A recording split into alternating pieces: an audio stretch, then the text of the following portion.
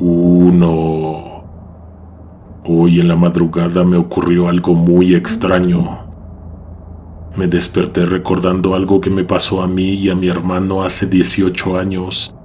En ese entonces yo tenía 15 y él 17. Me acuerdo de la fecha porque fue un 15 de julio, aniversario de la muerte de mi madrina. Yo tengo la teoría de que lo que nos pasó, nosotros lo atrajimos, o mejor dicho, mi hermano, por lo que hizo ese día. Nos ocurrió por ahí de las 3 de la mañana. Entonces íbamos Manuel y yo en la carretera. Mi papá nos prestó el suru, nos dio 200 pesos para la gasolina y la bendición. El pretexto que dio mi hermano para que nos dieran esos permisos y esas libertades era que iríamos a dejarle un ramo de flores a la tumba de mi madrina. Sí había comprado un ramo de flores, pero era para su novia. Nosotros somos de Celaya, mi madrina era de San Miguel. También la novia de mi hermano era de San Miguel. No sé decirte si fue el plan perfecto o solo una horrible coincidencia. Obviamente no íbamos a ir a visitar a mi madrina. Salimos a las 2 de la mañana para llevarle serenata a Karen. Casualmente a las 2 de la mañana citaban cada año en las criptas para los rezos por el descanso de mi madrina. Sinceramente quisiera omitir esta parte porque lo siento como algo un poco delicado, sin embargo es muy importante para contar completa la historia. A mi madrina le hicieron algo horrible. Primero no lo supimos, simplemente una noche no llegó a dormir. Una semana después la encontraron sin vida a media carretera entre Celaya y San Miguel de Allende. No se sabe qué hacía ahí, pues salió de casa con dirección a la iglesia, ubicada a no más de 6 calles, incluso dentro de la misma colonia donde ella vivía. En su pobre cuerpo encontraron huellas de violencia. Por eso se le reza, porque varias personas han dicho que ella no descansa, ni entonces ni ahora. Bueno, el caso es que Manuel no tenía planes de ir a los rezos y yo iba de agregado porque esa fue la única condición que le pusieron a mi hermano, que yo lo acompañara para que no anduviera tan solo en la carretera. Te estoy hablando de que esto pasó hace 18 años, algo imposible de imaginar el día de hoy, ya que a esas horas los muertos, las apariciones, lo inexplicable, no es lo que más miedo da. Manuel iba muy bien arreglado, traía algo de dinero extra en la cartera y un ramo de rosas blancas reposando en los asientos traseros. Salimos de la casa y encendimos el radio. Veníamos escuchando un programa de opinión deportiva, pero más o menos a la 1:30 de la mañana se terminó. En cuanto se despidieron sonó el himno nacional y luego pura estática. Yo apagué el aparato y nos fuimos callados. No veníamos platicando nada. A pesar del montón de años que han transcurrido, me acuerdo perfectamente de los detalles. Íbamos transitando uno de los tramos más áridos del camino cuando de pronto, los dos al mismo tiempo, vimos algo a lo lejos. Manuel hasta encendió las altas. Aquello que se veía antes de la orilla de la pista, primero lucía como un punto blanco a la distancia. Luego como una persona caminando sobre el carril de baja velocidad. Lo primero que me vino a la mente fue que esa persona, además de estar exponiendo su vida, podría causar un accidente. Como el programa de televisión, me imagino 1001 formas de morir estando en un lugar como ese, a esa hora. Creo que nos pasó el mismo pensamiento por la cabeza, pues ambos nos volteamos a ver simultáneamente. ¿No es este el tramo donde sí es? Allá adelante está el calvario que le pusieron a mi madrina. Un pequeño altar constituido por una virgencita, una cruz, un par de veladoras, un ramo de flores de plástico, una placa negra con letras doradas y una foto de ella. Sentí escalofríos como no los había sentido nunca hasta mis escasos 15 años. Mientras nos acercábamos, la persona que vimos a la distancia primero empezó a revelarse como una mujer, luego como una señora adulta vestida como se vestía mi madrina. Mi hermano empezó a bajar la velocidad, o eso fue lo que yo pensé. El carro había empezado a perder potencia, o eso fue lo que pensó Manuel. En realidad estaba tan nervioso y asustado que no se dio cuenta de que liberó la palanca de velocidad, la dejó en neutro. El carro siguió avanzando, pero ya no aceleraba. Yo tampoco me había dado cuenta de lo de la palanca, pero como a ninguno de los dos nos salían palabras de la boca, no pudimos darnos cuenta de lo que estaba pasando. Yo me persigné, mi hermano me vio y también lo hizo. La señora era madrina de los dos y la queríamos demasiado, pero en lo personal yo nunca me había planteado la posibilidad de volverla a ver, mucho menos a esa hora, en ese lugar y en el aniversario de su muerte. ¿Qué podría decirle a una persona que se supone debería estar descansando en paz? Aquella mujer llevaba un vestido que parecía estar siendo sacudido por el viento, aunque en ese momento estaba haciendo mucho calor y no había corrientes de aire. Tardamos un poco en verle la cara. Aún así, ambos estábamos completamente convencidos de que se trataba de mi madrina. Ver a una persona a lo lejos fue el primer susto. Descubrir que ahí había muerto ella, el segundo. Lo del carro, el tercero. Hasta ese momento, el cuarto susto fue el peor. La persona volteó, diría que volteó a vernos, pero no fue así. Era un rostro vacío, no tenía ojos, no tenía boca, no tenía facciones. Algo que nunca supe fue si nosotros éramos los primeros o fuimos los únicos que nos encontramos eso en la carretera. Me pregunto si era por eso que decían que ella no estaba descansando.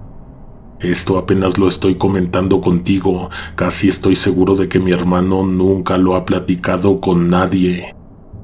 Cuando vimos esa cara hendida, él gritó y yo grité.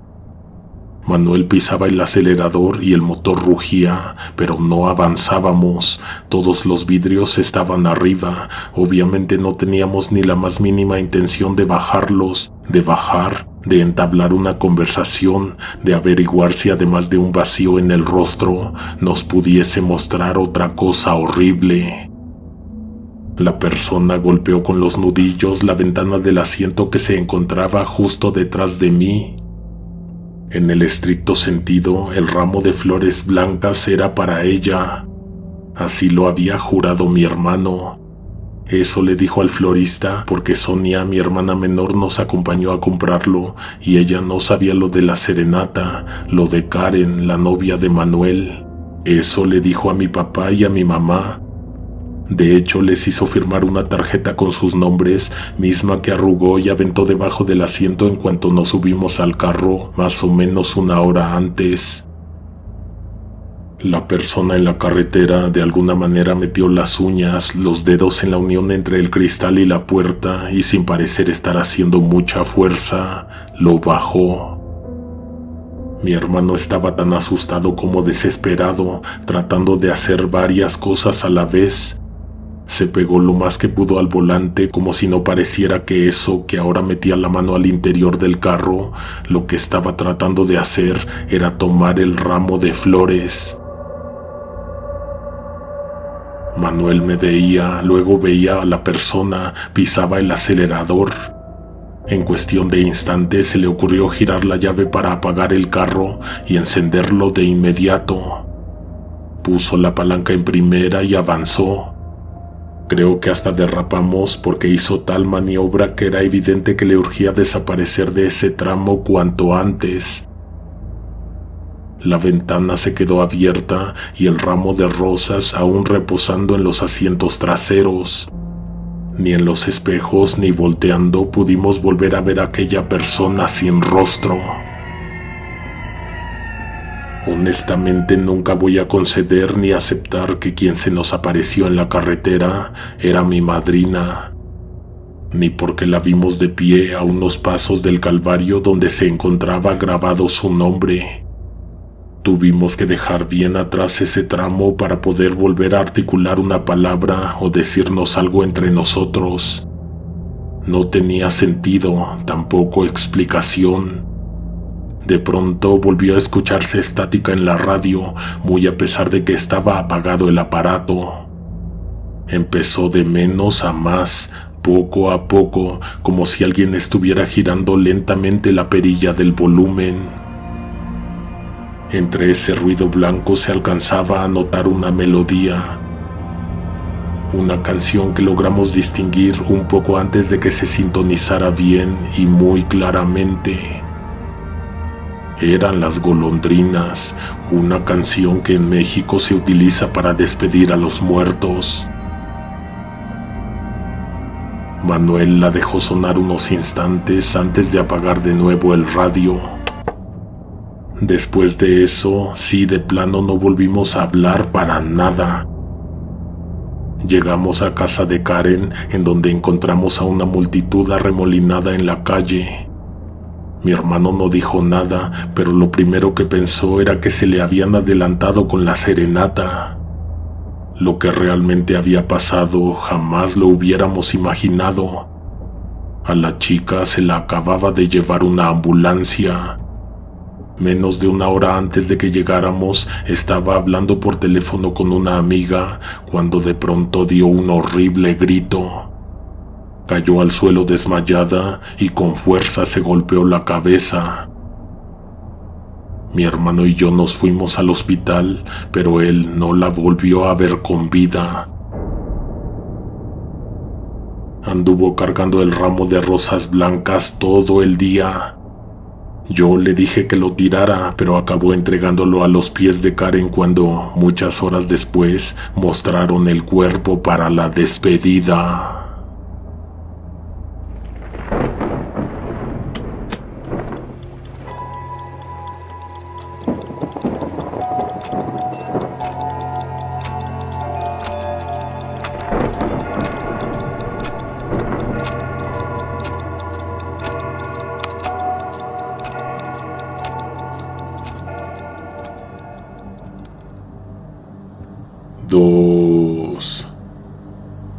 Salimos de Río Verde a las 11 con toda la intención de llegar antes de las 7 de la mañana a la Ciudad de México. Bordearíamos la capital del estado con tal de evitar la reserva de la biosfera. Ambos caminos tienen curvas cerradas y por momentos pasan por en medio de la nada, pero la ruta que escogimos es un poco más rápida, aunque parece que con ella damos más vuelta. Le calculo que más o menos a la mitad entre Río Verde y San Luis notamos que no teníamos ni un solo carro adelante ni un solo carro atrás y que llevábamos casi 20 minutos sin ver a nadie en el sentido contrario. Para ese momento todavía no daban las 12. Recuerdo esto de que no veíamos otros vehículos y otros conductores porque se nos ocurrió comentarlo, porque había algo de emocionante en la idea de estar solos en un camino tan desierto y tan oscuro, porque también era un poco angustiante imaginar que alguien te saltaría al paso. Dicen que esa carretera es muy insegura. Al cuñado de mi tía lo asaltaron, le quitaron el dinero que traía, sacaron su camioneta del camino y junto con él la aventaron a un barranco.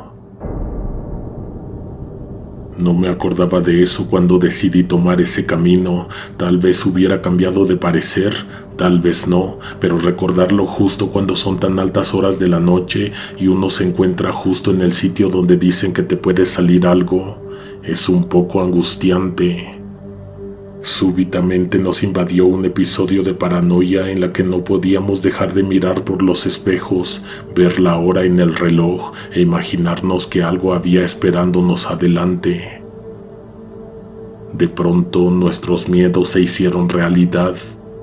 Tras dar una vuelta cerrada a la orilla del camino vimos a una persona. Nos daba la espalda al principio porque venía caminando, Estaba de nuestro lado y moviéndose en la misma dirección. No me dio tiempo de espantarme porque pudimos ver que además de que estaba sola, se veía como una persona decente. De hecho, lucía cansada. No sé qué te esté pasando por la cabeza en este momento, pero necesito que te imagines la escena completa. Para empezar, la carretera viaja por en medio de un cerro. El estrecho camino se encuentra bordeado por espesa vegetación, arbustos grandes y árboles frondosos. Es un lugar peligroso porque además de que solo es un carril de ida y uno de vuelta, hay curvas cerradas cada 50 metros o menos. También piensa que no hay alumbrado público. Si no está visible la luna por alguna razón, aquella pista se convierte en una boca de lobo, el más profundo de los vacíos. Esta muchacha estaba caminando en ese lugar hasta poco antes de que llegáramos, como si tuviera los ojos cerrados, tanteando el camino, adivinándolo, arriesgándose a caer en un hoyo o en un barranco, a toparse con algún delincuente o a enfrentarse con la fauna salvaje de la región. Hugo me pidió que me detuviera, pero no inmediatamente enfrente de ella, sino cuando ya la habíamos rebasado. Él no era mucho de ofrecer ayuda, pero es que aquella persona sufría en una escena un tanto desesperanzadora. Además, la muchacha, desde que nos vio, levantó el brazo y alzó el pulgar. No sé si por allá signifique lo mismo, pero esta es una señal para pedir que les dejen subir. Raite, aventón, no sé tú cómo le llames. Frené hasta donde quedamos como a unos 20 pasos de distancia. Encendí las intermitentes y nos eché de reversa. Algo que recuerdo demasiado es el sentimiento de inquietud que me surgió mientras retrocedíamos. Lo hice lentamente y con cuidado porque, como te repito, era solo un carril para ida y uno para vuelta, además de que la reciente curva no estaba muy lejos. Llegamos al punto en donde vimos a la persona. Nos detuvimos 1 metro antes de que la dejamos de ver por los espejos. Desde mi lado desactivé los seguros. Esperaba que la chica abriera la puerta, pero por unos segundos nada sucedió. En un principio no le vi intenciones a Hugo de bajarse a abrirle la puerta. Él también volteó, solo estiró un brazo, abrió y empujó, pero desde adentro. Mientras buscaba a la persona por los espejos, también estaba pendiente del camino, de que no fuera a aparecer otro vehículo. Lo único que podía desear era que a tiempo se dieran cuenta de que estábamos detenidos a media carretera. 30 segundos te parecerá poco, pero es mucho tiempo esperando a que alguien aborde el carro. Tal vez su intención no era subir ni que le diéramos aventón. Probablemente le pareció poco seguro recibir ayuda de 2 hombres. Se le dio la oportunidad y no la tomó. Desafortunadamente nos teníamos que ir, así que Hugo se vio obligado a quitarse el cinturón de seguridad, abrir su puerta y bajar para cerrar la puerta del pasajero derecho. La cerró de inmediato, pero tardó en volver a subir a su lugar. Él dijo que no había nadie afuera, ni más adelante ni más atrás, tampoco del otro lado, tal vez entre la vegetación. Ni modo, dijo cuando se estaba poniendo el cinturón. Arranqué antes de quitar las intermitentes, me fui así hasta que agarré velocidad y se bajaron los seguros automáticamente. Justo en la siguiente curva, que no estaba tan lejos, Hugo y yo escuchamos una voz que nos habló por encima del hombro. Si no di el volantazo fue por puro milagro. Siempre he sentido que cuando hay mucho silencio como en ese momento, la tensión crece y crece hasta que algo la revienta. Íbamos muy callados, pero lo que menos esperábamos era escuchar la voz de una persona viajando en los asientos traseros. Miramos al mismo tiempo. Hugo volteó, yo busqué la mirada en el retrovisor. No vimos nada hasta que a él se le ocurrió encender la luz de techo. Era la muchacha que pedía ayuda en el camino. Ella no nos dio tiempo para que empezáramos a imaginar escenarios imposibles. Se disculpó de inmediato por habernos asustado y nos explicó que no era la primera vez que causaba esa impresión con las demás personas. Se describió como cautelosa, ligera, que camina con cuidado y sin hacer ruido, que se mueve delicadamente. Subió al carro sin que nosotros nos diéramos cuenta. Tardó un poco en que se nos quitara lo nerviosos. Lo que ayudó en cierta manera era que ella inspiraba confianza. Efectivamente era muy delgadita, su voz era suave, muy tierna. En ella noté varias cosas que me hicieron pensar, pero la que más me distrajo fue que venía usando una peluca. Desde que la vimos de lejos me pareció un detalle que llamaba mucho la atención. No te puedo decir que se le veía bien o mal, pero claramente se notaba que no era su cabello. ¿A dónde vas?, preguntó Hugo. A ningún lado, nos dijo ella. Guardamos silencio unos instantes tratando de entender aquella respuesta. A donde ustedes me puedan llevar, añadió. Lo que quiero es ya no estar en la carretera. Está muy sola y muy oscura. ¿De dónde eres?, volvió a preguntar mi esposo. La chica no respondió.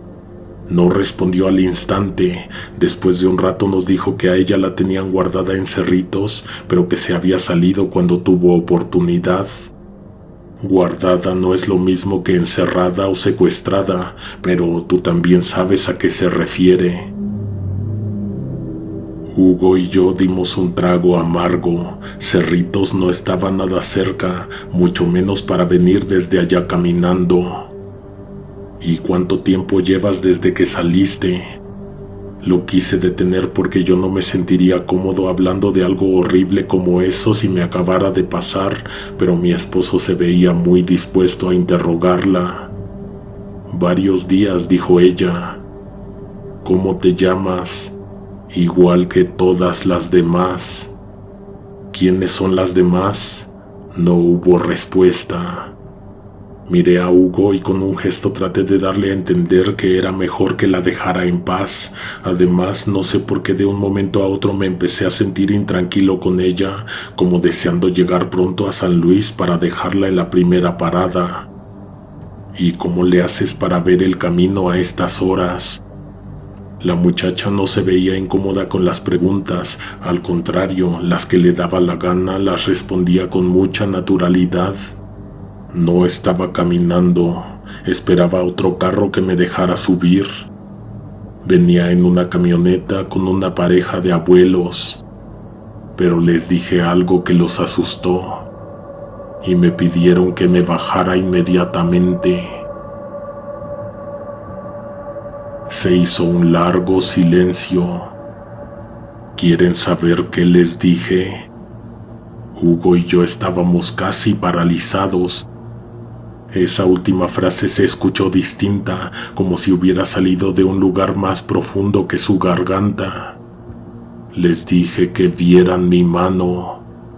Lo dijo al momento en que levantó el brazo y llevó su propia mano entre los asientos del conductor y el copiloto, entre mi esposo y yo. De reojo no parecía que lo que nos iba a mostrar fuera algo que nos pudiera asustar. Hugo le miró la mano directamente y sí le cambió la cara. No era una mano humana, era una mano de plástico, de fibra de vidrio o algún material parecido. Podría haber sido una prótesis, pero todo el cuerpo de aquella persona estaba fabricado del mismo material. Sus rígidas piernas, sus brazos, su torso, su cara. No sé si la primera vez no la vimos bien, pero no era un ser humano. Se veía como una persona, pero era un objeto, una muñeca, era un maniquí. Después del gran susto, el brazo cayó y esa cosa no volvió a hablar ni se volvió a mover. Te juro que vi que Hugo iba lo más adelante que podía, pegado casi al tablero, mirando por el rabillo del ojo a la figura. Le pedí que se asegurara de que no había nadie más atrás. Aunque suene ridículo, pero antes de pensar en que un maniquí se había subido a nuestro carro por propia voluntad, tenía que explorar toda posibilidad. Atrás solo estaba la figura, recargada en el asiento, callada, inmóvil, como si nunca hubiera mostrado señales de vida. Cuando pude orillarme, hice alto total. Sé que Hugo no se iba a atrever a tocar la figura, entonces yo bajé, abrí la puerta trasera y con mucho miedo y mucho cuidado bajé el cuerpo artificial. Quise aventarla porque me producía pánico tener ese objeto entre mis brazos. Sin embargo, lo que hice fue recostarla con cuidado a 1 metro de la pista. Retrocedí sin darle la espalda porque me temía que se fuera a levantar o que se volviera a subir al carro, no sé. Había dejado prendido el vehículo, así que lo único que hice fue cerrar la puerta y abandonar ese oscuro sitio. Ni bien habíamos dejado atrás ese tramo, por el espejo vimos que el maniquí había dejado el suelo. Estaba de pie, mirando hacia el vacío, con el brazo alzado y el pulgar levantado, esperando al próximo viajero.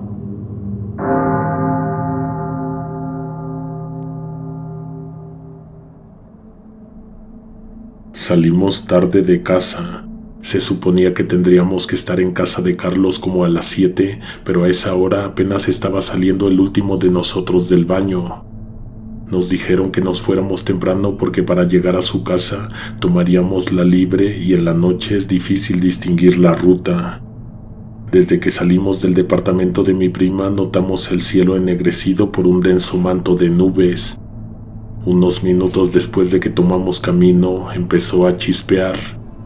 Lo único que nos preocupaba era que con la tormenta nos fuese a resultar aún más difícil dar con la dirección. Afortunadamente, pasando Santa Fe, nos encontramos con un cielo más o menos despejado. Estábamos emocionados por la fiesta a la que íbamos a asistir, riendo y cantando en el auto mientras el reloj marcaba las 9. En un principio la carretera libre estaba bordeada con edificios, comercios y vivienda, pero en el momento en que dejamos la ciudad nos empezamos a encontrar campos vacíos de un lado y densas áreas boscosas del otro. Íbamos un poco temerosos pero también fascinados, pues era la primera vez que nos prestaban el carro para salir de noche. También era la primera vez que tomábamos la carretera. ¿Sabes algo? Ahora que lo recuerdo, no nos lo prestaron. Tania lo tomó sin permiso ya que sus padres estaban en Hidalgo. Nuestro estado de ánimo festivo se vio interrumpido cuando uno de mis primos repentinamente expresó su necesidad de usar el baño. Acabábamos de tomar una recta desolada, pues ya se nos había terminado nuestro buen rato de viajar por la libre. El camino que teníamos ante nosotros era estrecho y bastante oscuro. Según nos dijo Carlos, de la desviación ya solo nos quedaban unos 35 minutos. Quisimos convencer a mi primo de que se aguantara, pero nos dijo casi con lágrimas en los ojos que no nos pediría que nos detuviéramos si no fuera algo urgente.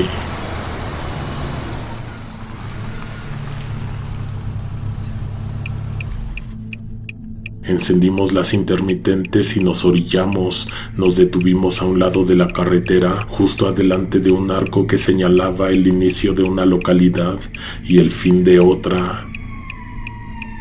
Mientras esperábamos en el coche, nuestros ojos se posaron en un vehículo que estaba más adelante. Un Jetta como del año 2005. No habíamos notado su presencia al principio, ya que sus luces permanecían apagadas, pero de repente, como si fuera un siniestro espectáculo planeado, las intermitentes se encendieron, seguidos por el sonido incesante de su claxon. 5 minutos era demasiado para alguien que solo había bajado rápido al baño. 5 minutos también era demasiado para que alguien dejara apretado el claxon. A manera de aviso, como para que supieran que estábamos atrás en caso de que se les ofreciera algo, les eché las luces altas, 2 cortas y 2 largas. Uno de mis primos decidió salir del carro y acercarse a investigar. Cuando regresó, su rostro estaba pálido y lleno de terror. Tartamudeando, nos advirtió que las personas en el otro automóvil habían sido ejecutadas brutalmente. Sus palabras nos llenaron de pánico y ansiedad, sintiendo una inmediata urgencia de abandonar aquel lugar. Lamentablemente, el primo que bajó al baño todavía no había regresado. Temiendo por su seguridad, quisimos gritar su nombre, pero temíamos atraer la atención de aquellos que habían cometido tan atroz acto. Nos sentimos atrapados en una pesadilla de la que no podíamos escapar. El ambiente se volvió más opresivo y escalofriante mientras intentábamos decidir qué hacer a continuación. Las sombras de los árboles parecían danzar macabramente a la luz de la luna, alimentando nuestros miedos más profundos. Javier dijo que la cabeza de la persona en el asiento del conductor era lo que presionaba incesantemente el claxon con la frente. Justo cuando estaba diciendo eso, el ruido se silenció. Sí, como si la persona se hubiera levantado, cosa que era imposible porque en todo el tablero, en los asientos y el volante había un reguero. No hacía falta ponerse a contarlos, pero mi primo dijo que calculaba más de 50 impactos de bala en la carrocería. Inesperadamente, el motor se encendió en el carro de adelante.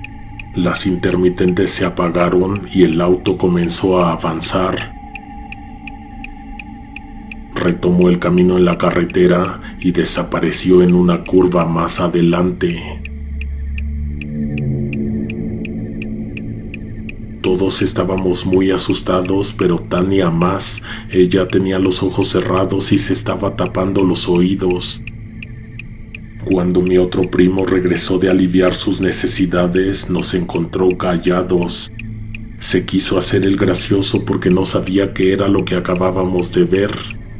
No se lo dijimos, ninguno de nosotros tenía claridad en la mente como para articular un discurso sobre aquella macabra escena.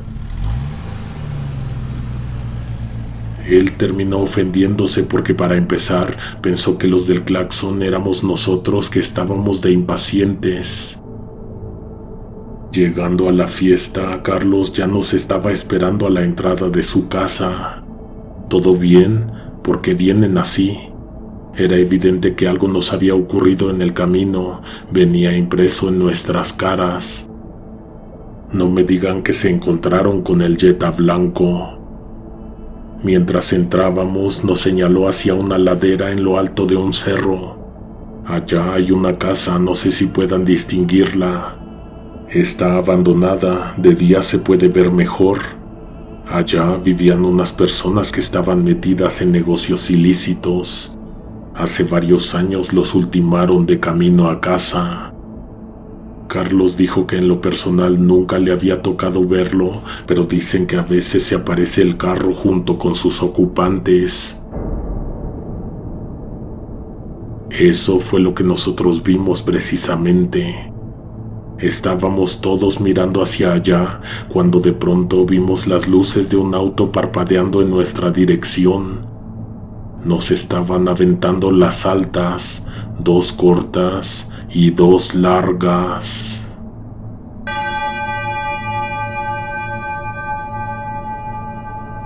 Si no te quieres perder nuestros próximos estrenos, suscríbete. Para ser de los primeros en escuchar, activa las notificaciones. Hasta la próxima. Alguien te observa en la oscuridad.